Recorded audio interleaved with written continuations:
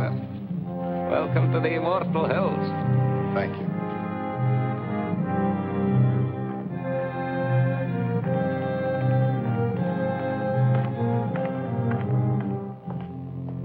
So, by way of making you feel right at home, Bobby. Mr. Chairman. Come along, sir. After you. This is your place now, you know. Of course. It isn't as if you was any stranger here, Bob. Yes, but somehow this place all looks different to me. Like I never saw it before. Well, maybe I never had to. It's cold as an icebox in here. Oh, that thing hasn't worked in years. Cement holds the wet, you know, makes the air a wee bit Christmassy. Won't bother you none once you get down to work. I'm not sworn in yet. Oh, that's only for show, sir. Now, let me see if I got the list of committee men right. First, Chairman Robert Kraft. Yourself. Mr. Honiger, Treasurer, your Uncle George, Secretary, and, of course, Mr. Trowbridge and Mr. Bates. Making 5 in all, right? Right. You can find me at any time. My dwelling straight across the boulevard, opposite the gate. Makes it nice, living so close to my work. Now, would you like to see the sights, sir? Give the roof a chance to catch the heat. Mm-hmm. If you care to make a tour, it's a bit warmer outside. That's quite a map. Oh, yes, sir. That's a map of the entire cemetery, down to the weeest speck of dust. Here we are, and here's my shed with the row stone, and there's the gate you come in. Certainly kept it up to date. There's a new mausoleum on here already. Aye. Oh, yes, sir. This map's going to be a big help to you, Bobby. Suppose you got a customer and you want to know what ground we can show him. This is where the map comes in. One look and quick as a wink, you know who's where and what's what. It's them pins that makes it so easy. The black ones stand for the ones that is already there, and the white ones for them as has made their arrangements for the future. Now, for example, here's my place. Lovely, isn't she, Bob? There. Sun in the morning, but gets those trees to give shade in the afternoon heat. McKee, you've been on this job now 40 years, right? Aye. Well, I guess the committee's right. It's high time we retired you. Nothing to worry about. Full pension. You draw the same check every month. I'm to be paid for nothing from now on. No, you're to be paid for 40 years of devotion. And that's something. Anyone in mind to replace you? Oh, I hadn't given it much thought, sir, but, there must be plenty of young and hard-muscled toffs would give the right teeth for my shoes. It's a lovely place to work.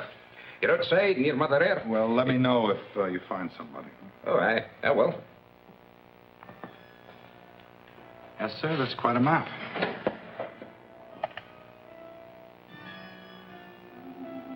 Pardon me, sir. I just wanted to show you where we keep this in case of emergencies. No need to worry, though. We haven't had none yet. Oh, you expecting visitors, sir? No, but that sounds like Stu Drexel. Oh, aye. Drexel and Pretty Beth Ferris. Did I hear they was promised? Looks like they're hitched. She finally caught me, Bob. Bethy, many happy returns of the day. Stu, that's a great place you picked for a honeymoon. Oh, marriage has made me conservative. How about it, Mrs. D? Can I carry you over the threshold?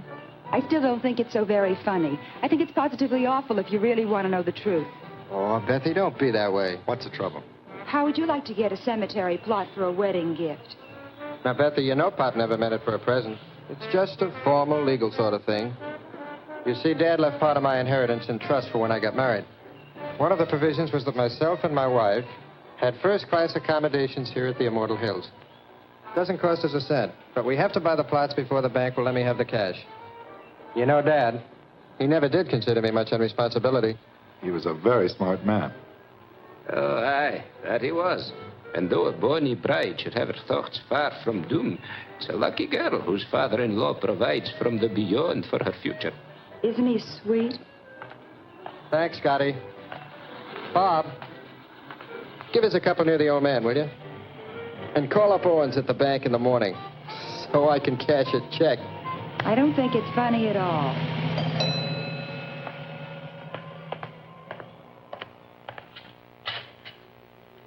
From the last administration, sir. Folks get a wee bit rocky when they come out here sometimes. Best to be prepared. Down the hatch.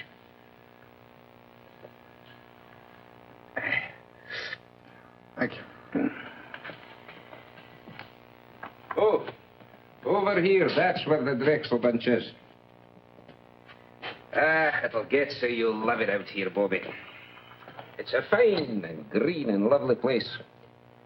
A fine place to slip away from the cares of the world. Slip away and live a wee bit.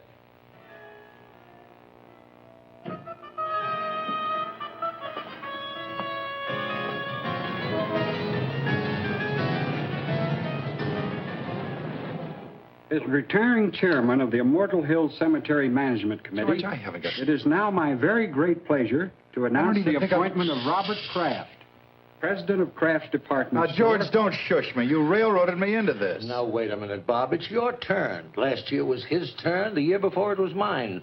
Nobody refuses to take the chairmanship. Partners, Henry. President of Kraft's Department Store.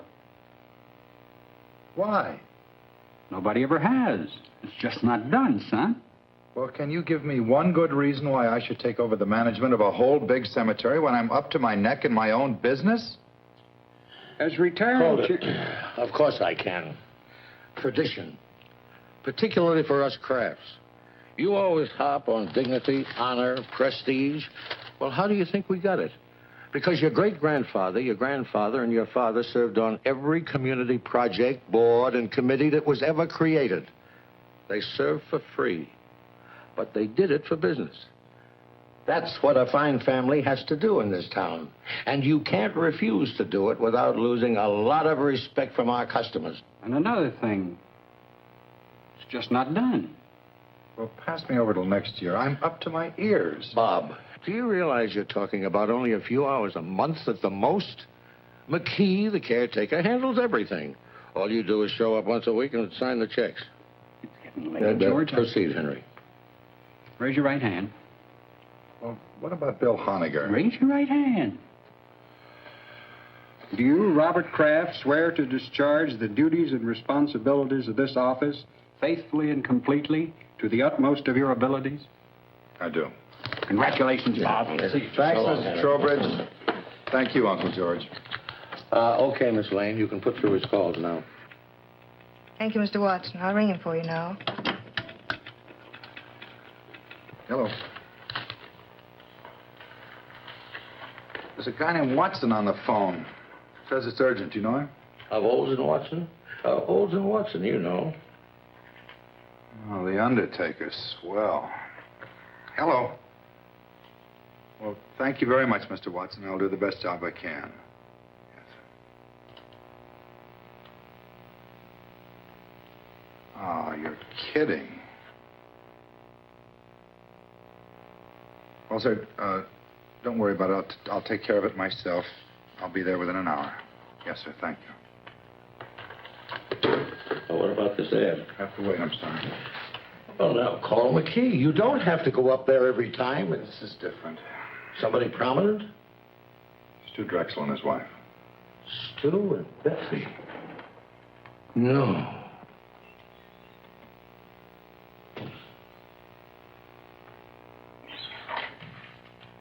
Hi. Hi, Jess. McKee, this is Mr. Jessup of the Milford Herald.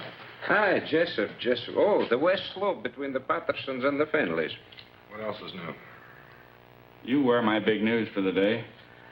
Asked about plans for the coming year, Kraft revealed the Immortal Hills will install a drive-in bar to stimulate additional trade. I'm stuck with the obituary detail. Boy, it's cold in here. McKee, let's get that heat on that letter tomorrow. We better get ready for the interment. Aye, that'll be done, sir. And you better change the Drexel pins. Black instead of white. Oh, they already got black pins, sir. Oh, who changed them? Well, now, the last I remember was the very day they come out here to give you the order, and you stuck in 2 pins. Yeah, I guess that's right. Must have picked up the wrong color. Well, nothing. It's just a little weird, that's all. What? Well, the kids came out here right after they tied the knot. They bought a couple of plots. Stu was complying with some technicality in his trust. And it was all very cute. We had a couple of laughs. And afterwards, I jabbed 2 pins in the map, white pins, I thought, just to make it official. And I hear today they've been killed. And the maps had them on the blacklist all the time. Okay, so what? Well, nothing. It just made me feel a little eerie, that's all. I think he means he marked the young couple for death, sir. Yeah, I guess that was it. That must have been the feeling I had. Well, it's funny what'll go through a guy's mind, isn't it? Do me a favor, McKee. If he starts fooling around with those pins again, be sure he stays away from the west slope, between the Pattersons and the Finleys. Indeed, I will, sir. Hi, Annie. What are you doing out here? I had a luncheon date, but I was stood up. I know a nice little place down the street. I just might take you up on that. I won't hold my breath. George told me about Beth and Stuart. I just had to see you. Made me think how lucky we are just to be alive and together. And this is Mr. McKee. This is Miss Craig, my fiancée, Andy. How do you do? Miss, would you be wanting me for anything else, Bobby? No, thanks, Andy. Bob. What's wrong? Oh, nothing. I'm just a little depressed, that's all. But you'll take care of that. And I kept wishing we could keep our appointment. Oh, rendezvous, if you don't mind. Your gray flannel is showing. Actually, do you know what made me turn around and come here instead of going home? Mm-hmm. Well, I was driving along, feeling rejected. And then all of a sudden I saw you very clearly in my mind. Bob, it's just that you're too attractive. After all, president of a department store and in charge of the Immortal Hills. Irresistible. I saw you and I heard you. Lunchtime, Annie. That's what you said distinctly. Lunchtime, Annie. Well, I can do better than that, I hope. Oh, you did. You said, I want you. And I need you, and a whole lot of lovely things I'd be embarrassed to repeat. Yeah. You know, just about the time you were seeing me, I had you on my mind. That's amazing. No, I mean it. And I don't blame you for not wanting to repeat what I was thinking. We better go to lunch or get married. Or I can just as easily join Jess at that little spot down the road he spoke of. We regret the management does not permit exchanges once the merchandise has been purchased. Then I'll freshen up.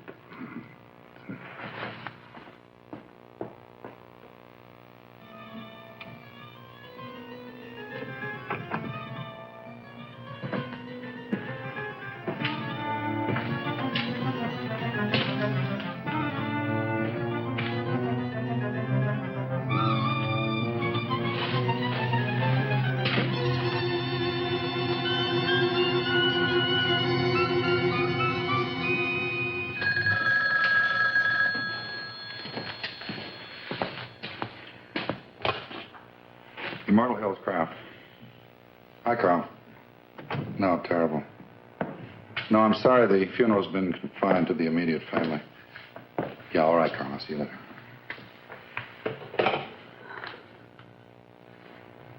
No, no.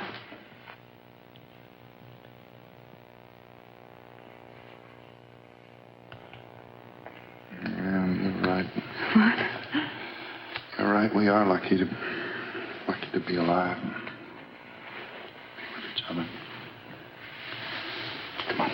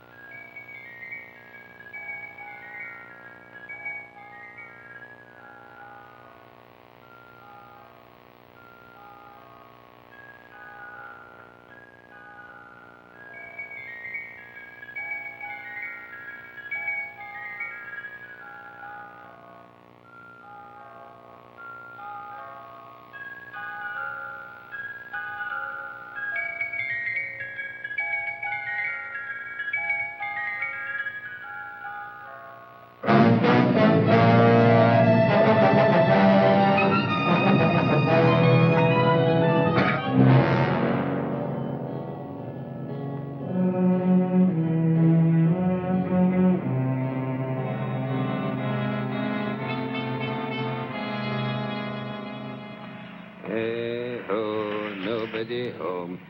Eat nor drink nor money have none. Still, well, Hey, Bobby.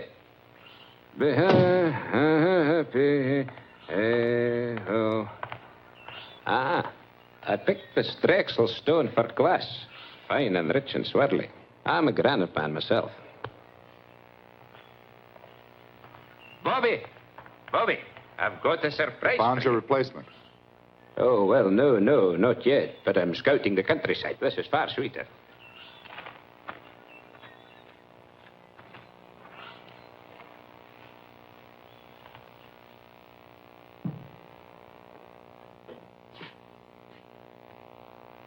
This is what I call getting things done. Gee, you should have been an executive.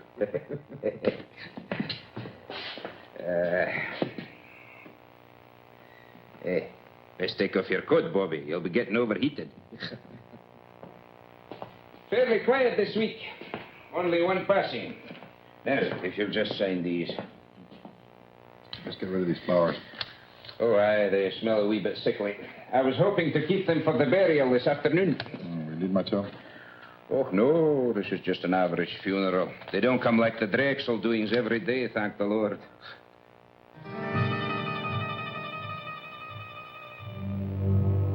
McKee, this bill for W. Isham. What's it for? Well, he's the lad for this afternoon, Bobby. Oh, and I need to look so sad. Willisham was the same age lad as me. Oh, there's something I've been meaning to tell you. Mighty queer it strikes me, Bob. I went to the map just after we got the news. They changed Willisham's pin to black. It was already black. Looks like there might be something creepy up with that map.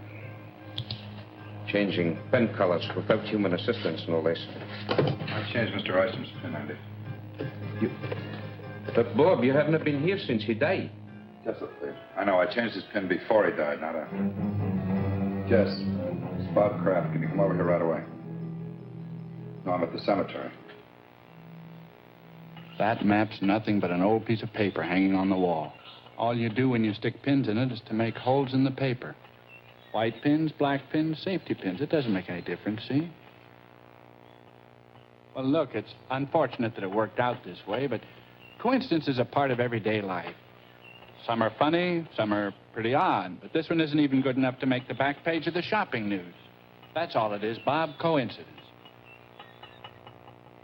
Yeah. You're right, Jess. Thanks. That's okay. Sometime when I've tied on a real headbender, you can do the same for me. What's your trouble? Well, nothing, but I've been through all this before. The grass, and the quiet, and that sound. I never knew what it was. It's the sound of a name being cut into a headstone. Yeah, I've heard of people who thought they'd been through the same bit before in their dreams. I think it's even happened to me. What would you say if I told you this happens to me regularly? Ever since I was a child. Sometimes as often as every other week. I'd say you were sensitive or exaggerating. Third floor sportswear, 9280, gross. Compared to 8500 as the same date last year. Basement sportswear. I'm going to call Bates and Honiger and Trowbridge right now and tell them I'm quitting. Don't worry, George. Nothing drastic will happen to the store. My mind's made up. You mean mixed up? I've lived in Milford all my life, and I can't remember any man who ever let that place get the better of him. Why, when I was chairman, I'll bet I stuck the wrong colored pins in that thing 12 times. If I ran out of one color, I used the other. You've only been down there a couple of times. George, I put black pins in the map for the Drexel couple the day they were killed. Now, I didn't think anything of it at the time. And then I took a white pin out of the map quite at random, and I put a black pin in its place, and today I find out the old man it belonged to died during the week.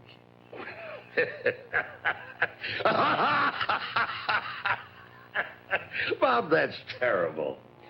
For heaven's sake, Bob, everybody loves a ghost story. Where's your sense of humor? You don't really believe that stuff you're telling me, do you? No. I still think I may be learning something about myself.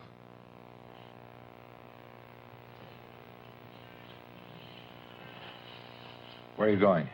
Oh, I think I'll just take a run out to the cemetery. What for? Sounds like it might be fun. After all, I've been trying to find some way to wipe out our competition for years. Good night, George.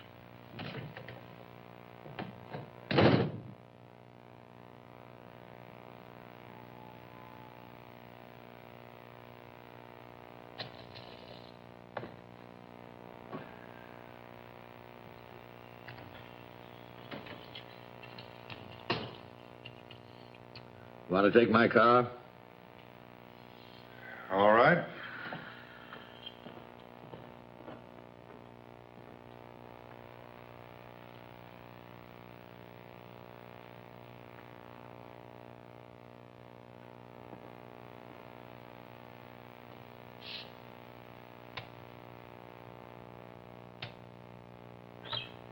Won't be but a moment, sir. No, don't bother, McKee. I think I've got it.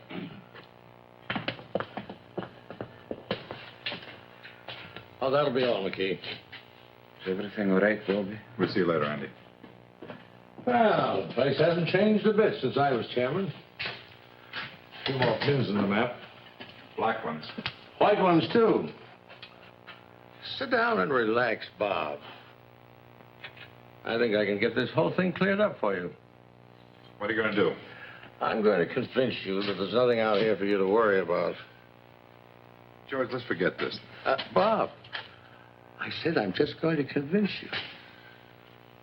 Well, George, suppose you took Henry Trowbridge's white pin out and put a black one in its place, and tomorrow morning he turned up dead. It's not a chance. Well, I know not a chance, but suppose by some weird coincidence it happened. Now, it's happened to me 3 times already. I deal strictly in facts, son. I don't go for this coincidence bunk. But if Henry Trowbridge even looks a little peaked tomorrow, you can resign and I'll back you up. Now, Henry Trowbridge, let me see if I remember. George, I just mentioned Henry as an example. Now, you're not going to use him. Why, Henry's as good a choice as anybody, considering he directly preceded you as committee chairman. Wait a minute, George. You better let me put the pin in. If you do the honors and nothing happens, it won't be quite as conclusive. By all means. Let's not diverge from the established pattern. But I'll have you know I was no slouch when it came to pinning the tail on the donkey when I was a kid. No reflection on Henry. Go ahead, Bob.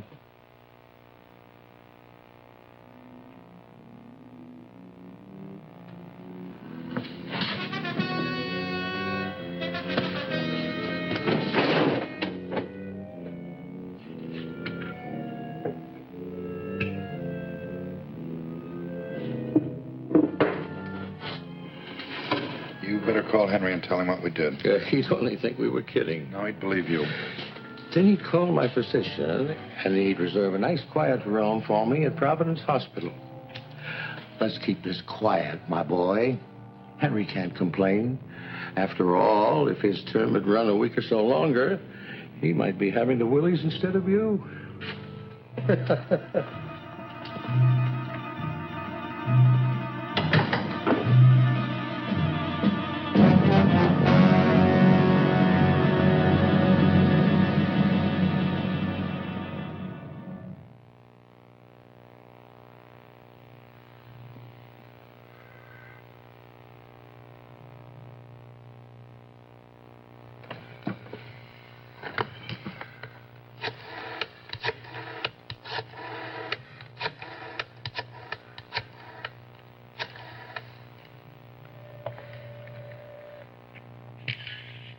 Hello, Miss Trowbridge. This is Bob Kraft. What are you doing up so late?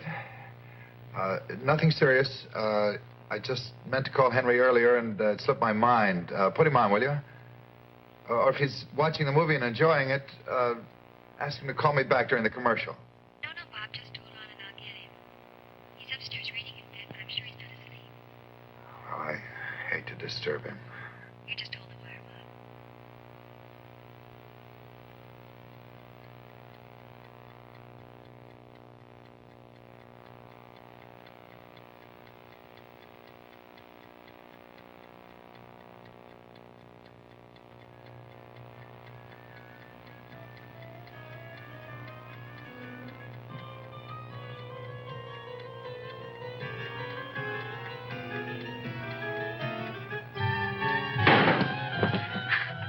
Hello, Henry?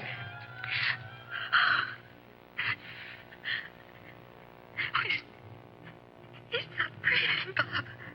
I've got to call a doctor. I understand. I'll hang up right away.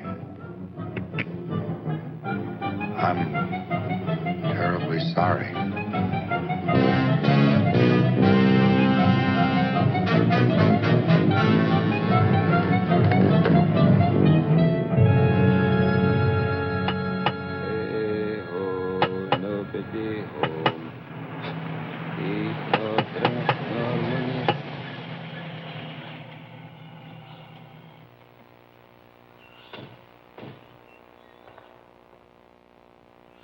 Wait here. This won't take long. Morning. How do you do, sir?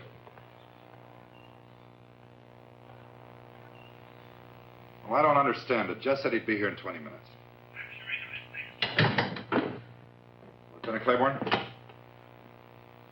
So that's it, huh? Sure big enough. There are the black pins, eh? We're particularly concerned with these four. Isham and the Drexel couple, and now Trowbridge. Let me get this straight, Mr. Kraft.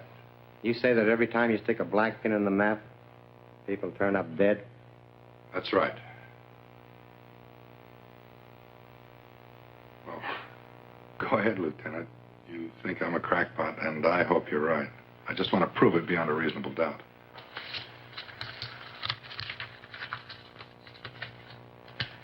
Stewart and Elizabeth Drexel, DOA, emergency receiving hospital, result of highway collision. William Isham, cause of death, cerebral hemorrhage. Henry Trowbridge, coronary thrombosis. Well, the rule is this. Where no evidence of homicide exists on initial investigation, the matter will be dropped. Investigated and found nothing. Sorry. Jessup? What's new, or should I say real? Nothing like murder, if that's what you're after. I'm sorry Bob saw fit to disturb you, Lieutenant. No harm done. What do you make of it, Jess? I keep telling him it's just coincidence. Yeah. If I were you, Mr. Kraft, I'd take a week or two off. Take it easy. You forget all about it. If you're going to use the story, kindly refrain from mentioning my name. I know. Lieutenant Claiborne, with an E on the end.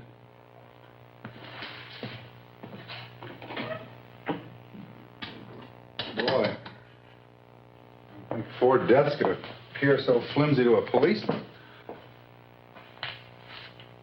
You never should have called the police. Claiborne's one of the best. Any other guy might have looked for a big, heavy book to throw at you. Yeah, maybe you're right. On the other hand, maybe that thing's dangerous. Really dangerous. Or maybe the element of danger is in a man. In me. Bob. Is there something different about me, Jess? I'm really beginning to wonder. Hey, buddy. If there is anything to this map bit, don't go blaming it on nameless forces. Maybe somebody's trying to scare you. Could be you got an enemy or two.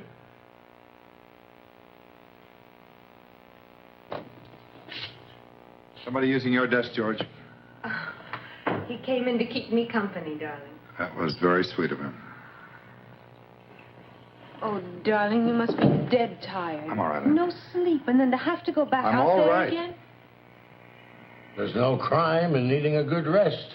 George, I've got some correspondence to take care of. I've already taken care of your mail, and I took the liberty of making reservations for you. Flight 33, leaving for Miami at 5:45. My pal Sanford owns one of the finest hotels on the beach. George, thanks anyway. There's nothing I'd rather do, but I can't possibly go now.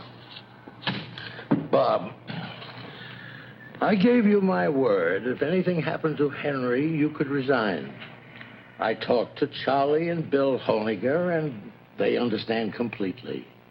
It's all fixed, son. The situation's changed. Until this thing's cleared up, I'm not about to resign. Oh. And when you tell the others, ask them to meet me here in my office, 7:30 tonight. Awfully short notice. The committee can't just ignore what's happened. I guess you're right. Darling, And I'm sorry, I didn't mean to snap at you. now why can't you resign? Well, because possibly something real, unreal, I don't know, is waiting to kill one of us every time I jab a black pin into that map. Bob, you're talking about Henry Trowbridge. The poor man died of a heart attack. Heart disease is the country's #1 killer. Maybe not in Milford. Oh, Bob, you can't mean that that map is literally killing people? No, Ann, maybe it isn't the map. Well... What about the other day? You saw me, you heard me. Lunchtime, Annie, I want you, I need you. Bob, I was obviously trying to bring a little romance into our very dull and dismal lives. No, Ann, don't try to deny it. I No. do deny it. Bob, I love you. I'm not in any sort of occult thrall to you. Hey, can't you take a joke?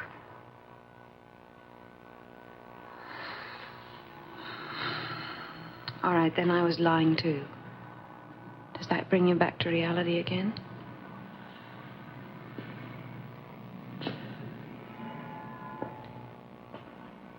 Bob,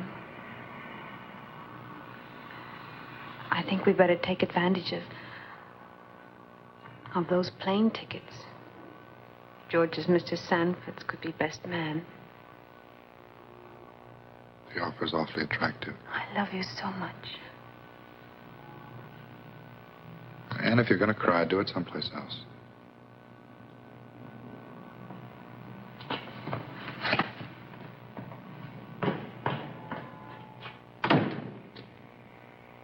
Now, Bob, it's real simple. We're willing to play ball with you.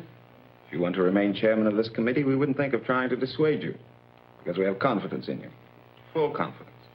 All the confidence in the world, Bob. Now, all we want before we break this up is a promise from you, Mr. Chairman, that before you turn in tonight, you'll go out to the cemetery. Now, let me finish. You'll go out there and change my white pen to black. Charlie's and George's. Just as simple as that. And then go home and go right to bed. No, sir. You're not the committee, Bob. You're only our chairman, with the duty to carry out the will of the majority. We feel that you should do as Bill said, because it'll put an end to this business once and for all. Otherwise, we'll do the resigning right here and now. Well, let me sleep on it. Let's all sleep on it. I don't think you people realize what might be involved here. Motion defeated. Tonight. Well, your devotion to the principle of majority rule moves me deeply. Okay. And good night.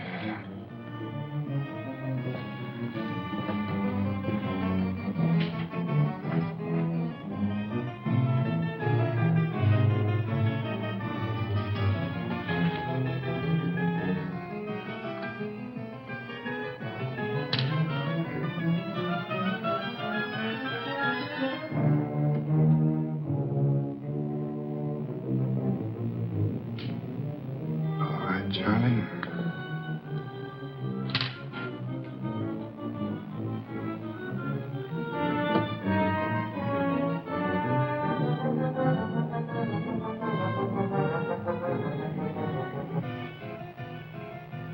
Here goes nothing, Uncle George.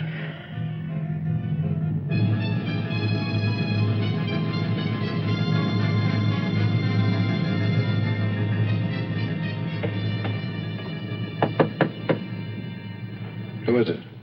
It's me, Bobby. Open up.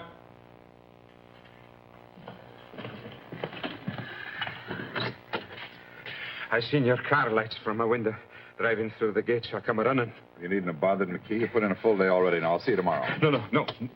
Bobby, please. Bobby, listen.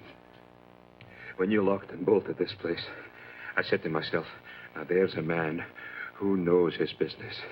That's what I said. He may not know everything, what's behind it, but he knows when a thing's to be fooled with and when it's to be left alone. There's nothing to fear with a man like Bobby Kraft at the tiller. That's what I said. Well, that's fine. Now, you run along home and don't worry about a thing. Nothing's going to happen to you. No. Please. Bobby, lock this door again and send yourself home. Or else, who can answer for what may happen to the whole miserable lot of us? It'll have to be open sometime. If I don't do it, they'll get somebody who will. Good night, Andy. Good night.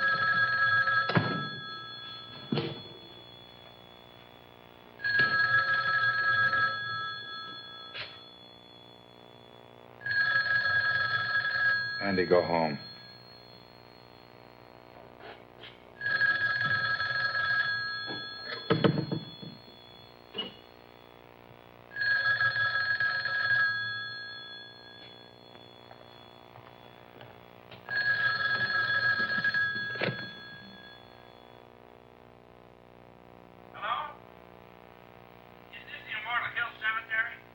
What do you want, Jess? Bob? Why didn't you answer me? I've been looking all over town for you. I'm calling from your place now. What are you doing at the cottage again? Haven't you had enough for one day? Jess, I think I've done something terribly wrong. Oh, Pete, what are you talking about? Well, we had a meeting of the cemetery committee after closing tonight. Bill Honegger, Charlie Bates, and George, everybody. And they voted to make me come out here to the cemetery and stick black pins in the map for each of them. Just like it was some kid's nightmare. So I did it. Jess, there's a black pin in that map for Charlie Bates and Bill Honegger and George. And if anything happens to them, to any of them, it's my fault, nobody else's. Nothing's going to happen to them, Bob. As a matter of fact, I think they did you a big favor. I've never heard of a coincidence involving 3 people dying all at once. By tomorrow at this time, this whole big worry of yours will be nothing but a lot of hot air. Well, I hope you're right, Jess. I guess there's nothing for me to do but see this thing through. I think I'll check on him myself and see... Bob? Bob?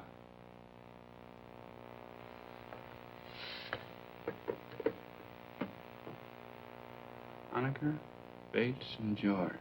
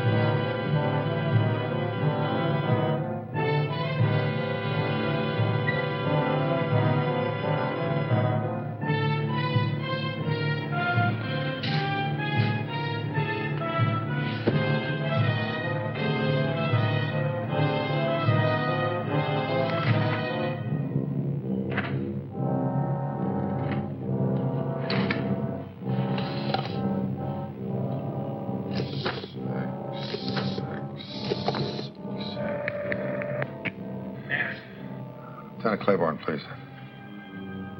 Homicide. This is homicide subject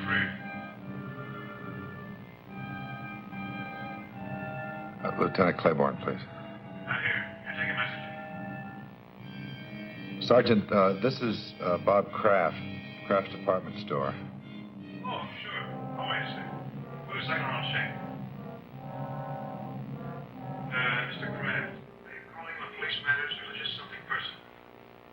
Well, it's a little bit of both, Sergeant. Drive at Adams 1311. Thank you.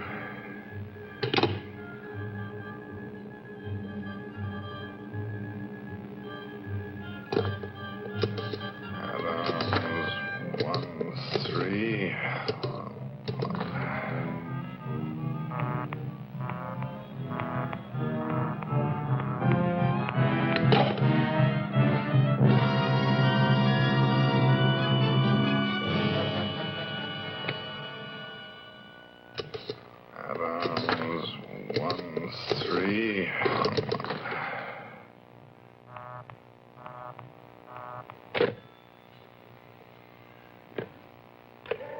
Adams 1311.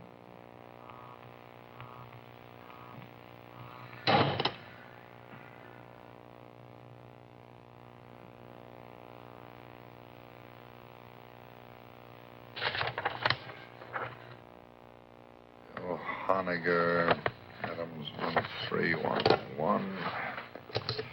Adams 1.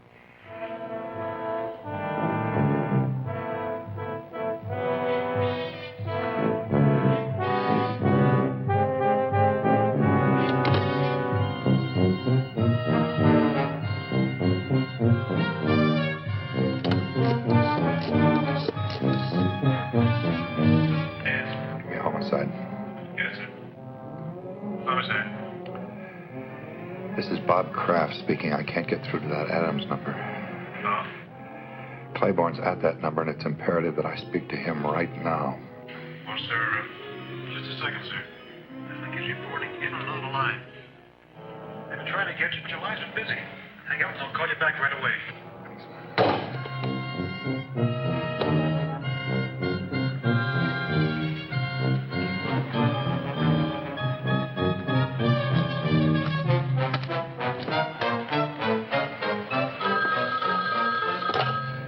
Something happened to Bill Honegger. Hello. Yes, Bob. Jess, I'm expecting a call from Claiborne. Hang up. Call me back in 10 minutes. Claiborne's with me. Let me talk to him. He's not here now.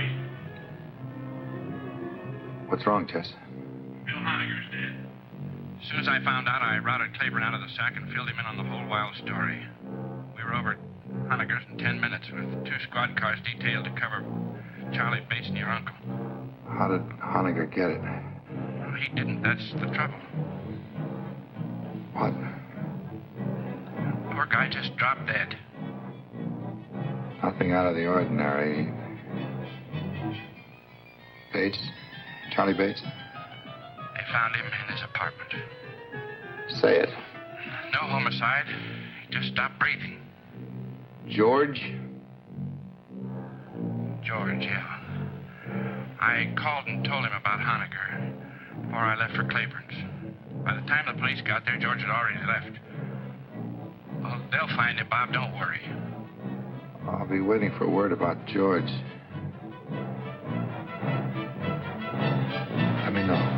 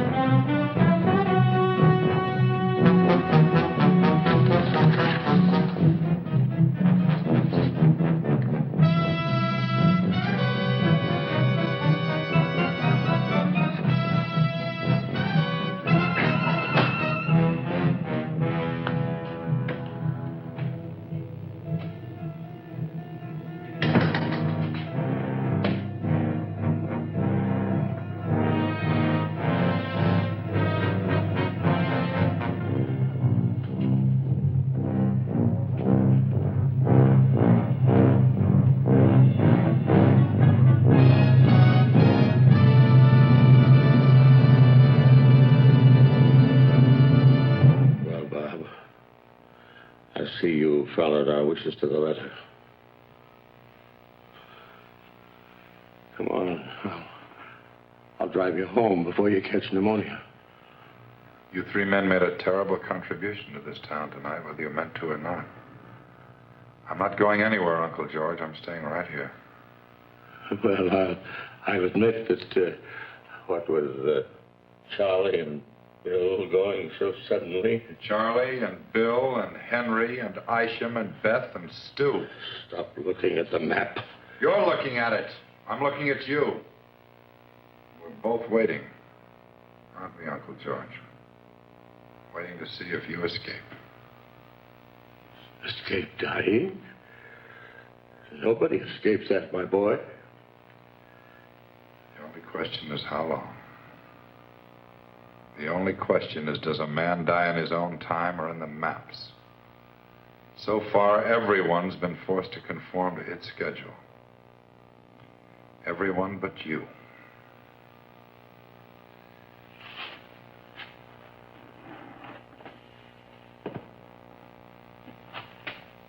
That puts me back on schedule. My own schedule. If it makes you feel any better.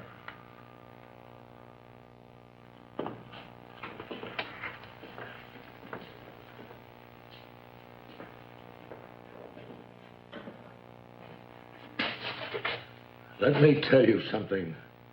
From now on, if you want to see me, you're going to have to come down to the store.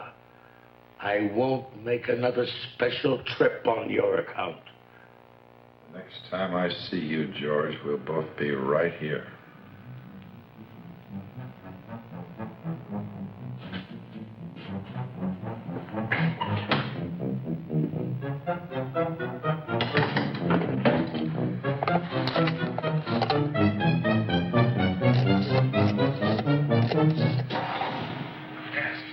Homicide. Homicide. This is Robert Kraft out at Immortal Hills. Hi, Barnes speaking. Lieutenant, my uncle just left here. I think under the circumstances, the least you can do is put a man on to watch over him, no matter how ridiculous the situation seems to you. Thanks a lot, Mr. Kraft. We'll take care of it right away. He's wearing an overcoat over his robe and pajamas. We put a description of the wire quite some time ago. I do think there's danger. Sergeant, Kraft, George F. driving east on Bunker Hill. Road from destination Manor Apartments, Big We'll have your uncle safe and sound in 10 minutes, Mr. Kraft. You'll hear from me.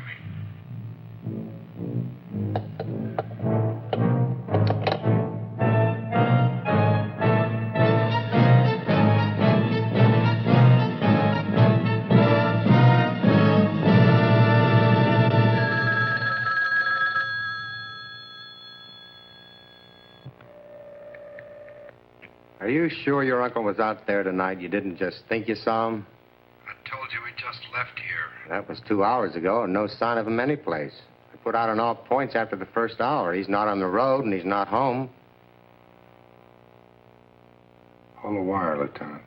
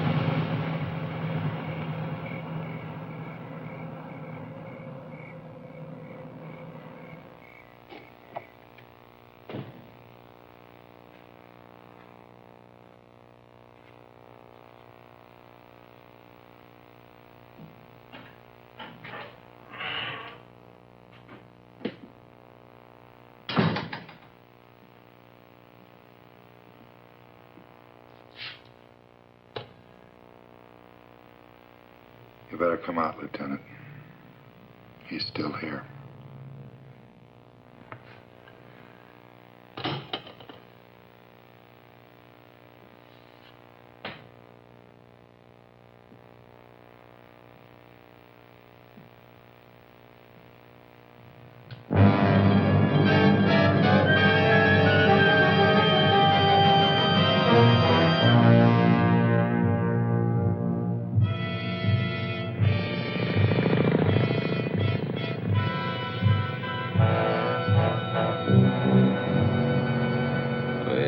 All the day, Randall, my son, where have you been all the day? Andy! Someone, I've been out hunting, mother. I've been out hunting, mother. Make my bed soft, mother. Make my bed soon, for I'm sick. Andy! Key, I'm going to burn that stuff in the greenhouse if this heater doesn't work by tonight. Bobby, it took a whole lifetime of collecting for me to get the whole caboodle here. And see here, you haven't even touched your food. Man, you've got to eat if you want to keep above the ground.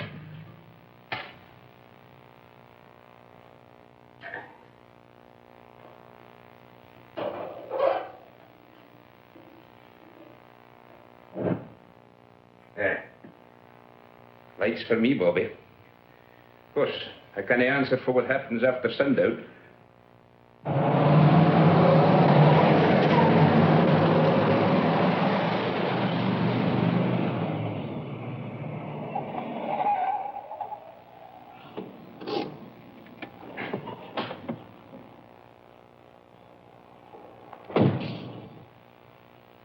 Better wait in the car.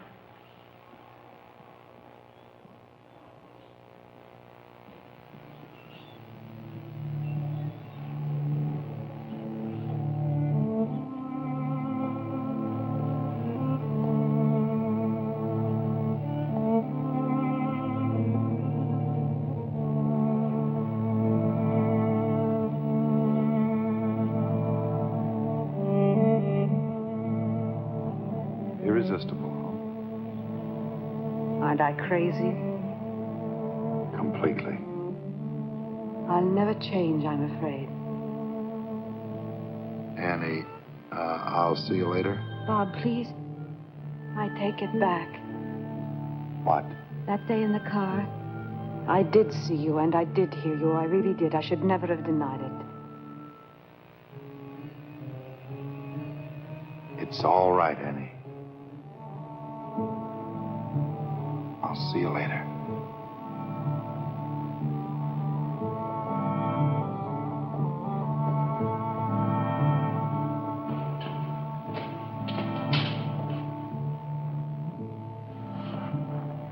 You've a party named Jacob Mittel someplace on the map? M-I-T-T-E-L. William Porter? Sure. You know him? Yeah. We contact the French designers through Mittel. Matter of fact, he's in Paris now. Better strike him out. Jenny? Go ahead.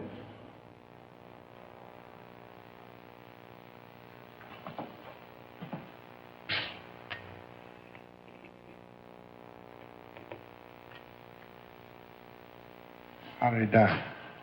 He isn't dead. At least not yet.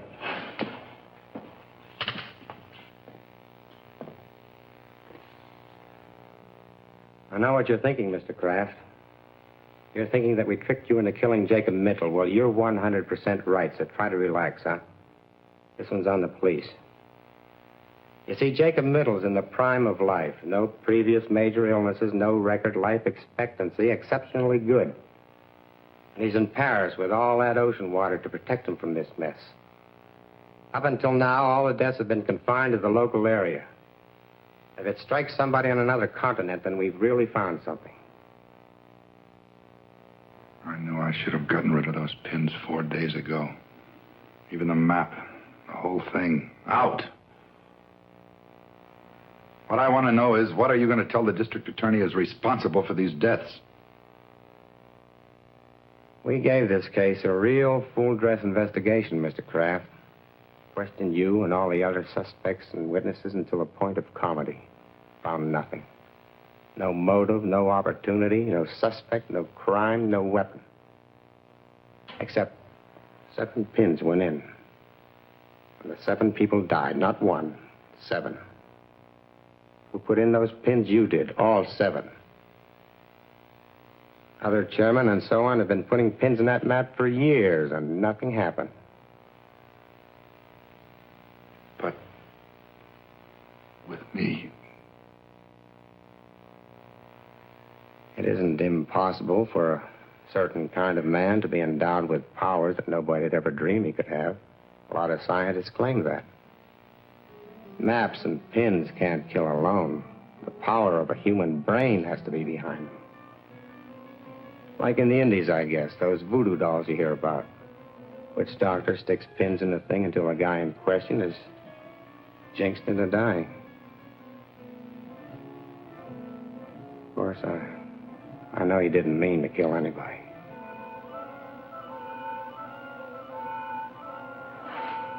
I have to get back. You'll hear from me the minute we get word.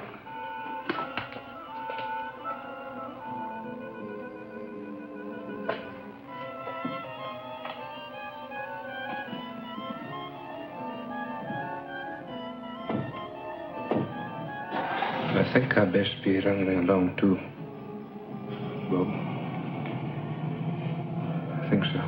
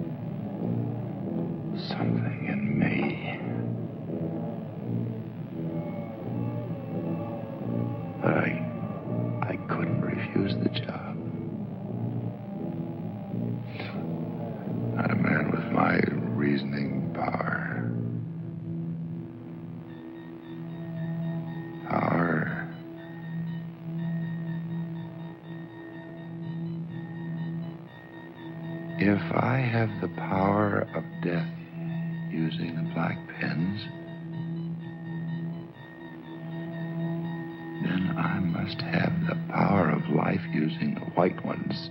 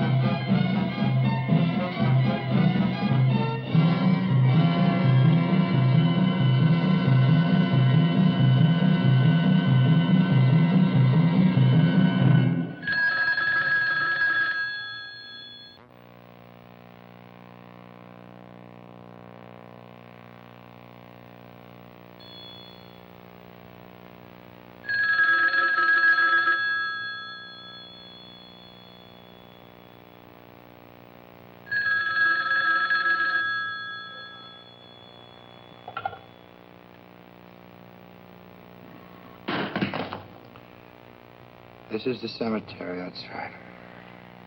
This is Rosamund Middle. Rosamund, I don't... Yes. Can't you hear me? This is Rosamund Middle. Jaysbury. Rosamund, yes. Just received a cable. Can't you hear me? You just received a cable from Paris, France. That's right. I'll read it again. Regret, Jacob W. Middle died in Hotel Royale. Body awaits disposition. Signed American Embassy, Paris, France. He died there. Died in Paris, France. Died. Jacob W. Middle. Impossible.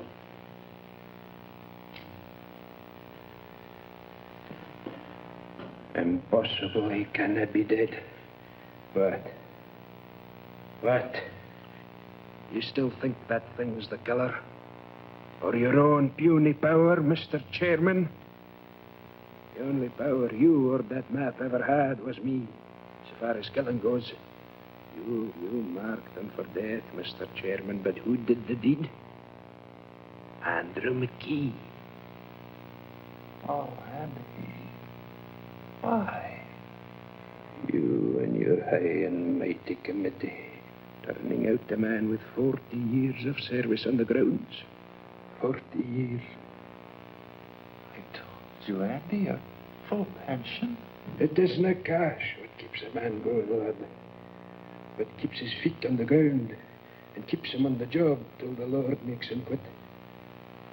The Lord. And nobody else.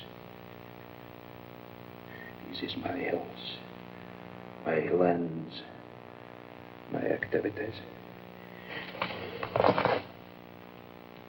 Aye. We come a long, dark road to put this gun to your head, Bob. Andy, we never tried to take anything away from you. I made sure of that.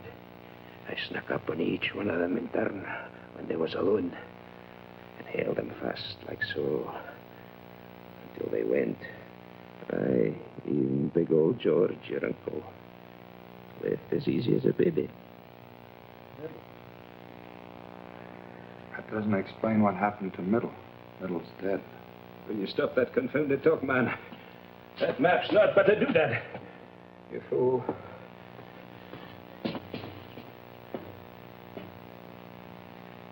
There is nothing to fear here.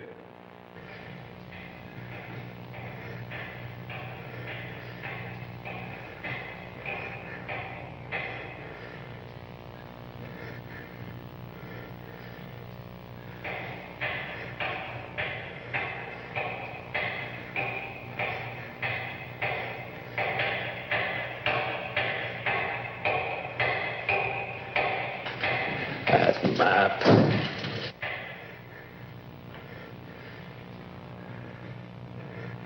Andy, talk about something else, quick. It's important. We're finished with talking. Finished you are with maps and pins black and white. Talk about something else, I said. It's important right now. Talk about anything else. Now.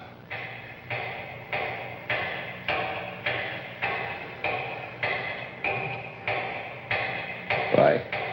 Because I caused you to kill those people. Andy, you better get this straight right now. You heard that lieutenant. It's possible for some people to have things inside them that make other things happen. Nothing is impossible for a man like that if he thinks about it hard enough. I know you, Andy. You're no killer. I made you do it. You talked me into killing them? Then they could all be back. Andy, I never knew it. How'd you come for that? That noise. Can't you hear it?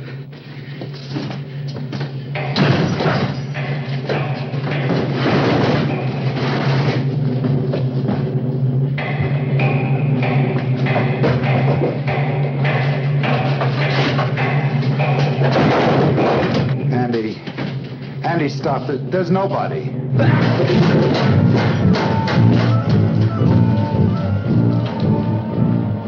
They could all be back. They could all be back. Stop.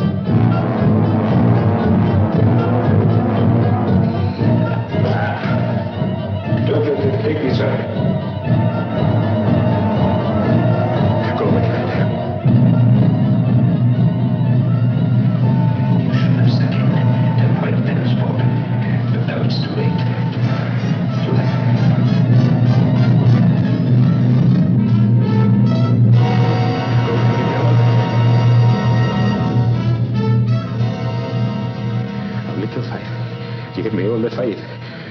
No te Andrex.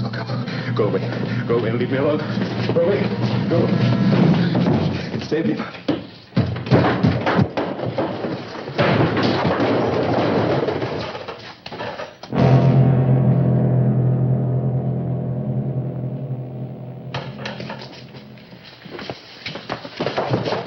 He's dead, Lieutenant.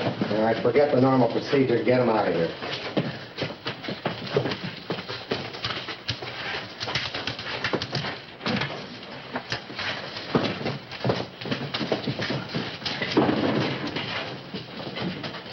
Exhibit A. He really didn't need it. They died of fright first, just like he did. You're forgetting about those 7 trips to the mausoleum, Lieutenant. 7 bodies, 7 trips. They helped. Lieutenant, Jacob Middle died in France. Well, that was a plant, Mr. Kraft. Middle's all right. Sorry we had to put you through this, but it was the best way to make McKee come out in the open. Mrs. Middle stayed up all night at headquarters, waiting for us to call in. My radio car is posted just outside. We signaled her to phone you and tell you that lie about her husband. Am I getting through to you, Mr. Kraft? Well, not quite yet. We watched him, Bob. He actually managed to unearth all 7 of them. Wonder what got into him. It was those white pens.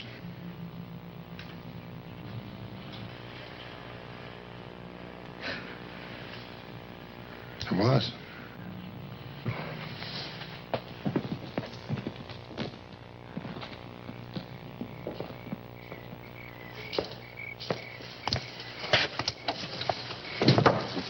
Annie, I've lost my overcoat. Oh, where? Which one? I'll get it. No, never mind.